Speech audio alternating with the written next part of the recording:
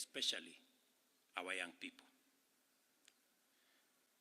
If you go back on my Twitter account, I made a commitment to the country in 2019, 2020, that the conversation in Kenya is going to change. It is not going to be about personalities. It is not going to be about positions.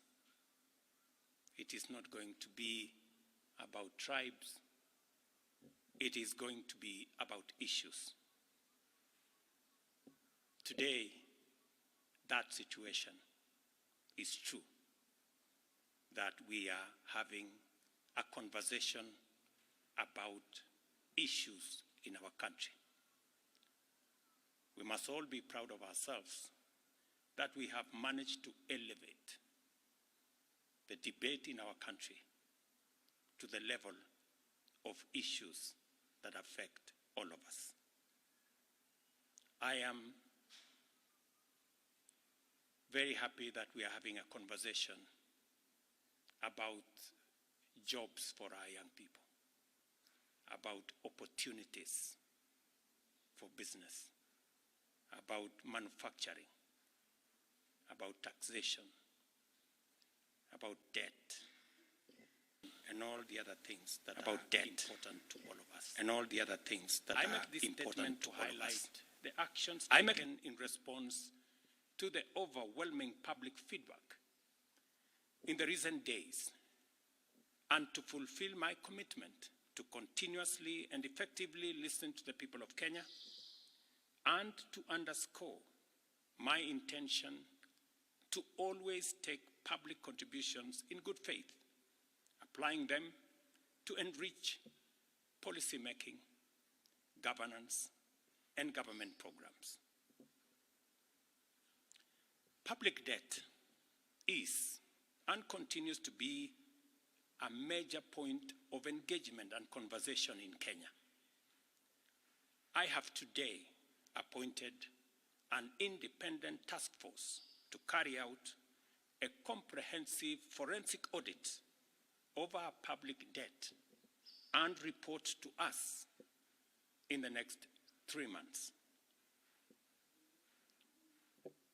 This audit will provide the people of Kenya with clarity on the extent and nature of our debt, how public resources have been expended, and will also recommend proposals for managing our public debt in a manner that is sustainable and does not burden future generations.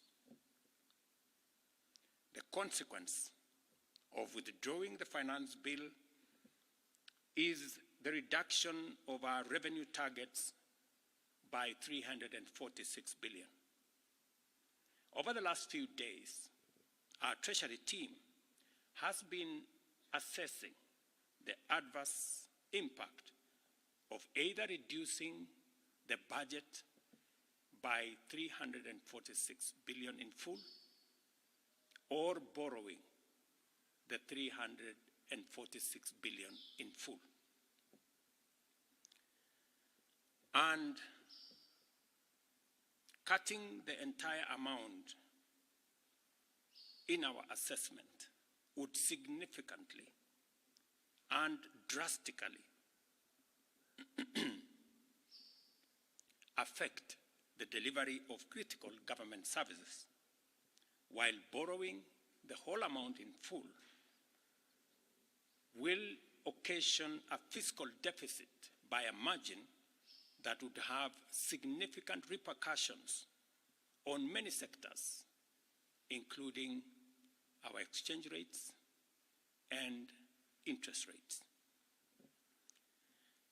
We have since, after extensive consultations, struck a middle ground, and we will be proposing to the National Assembly a budget cut of not the entire 346, but a budget cut of 177 billion, and borrowing the difference.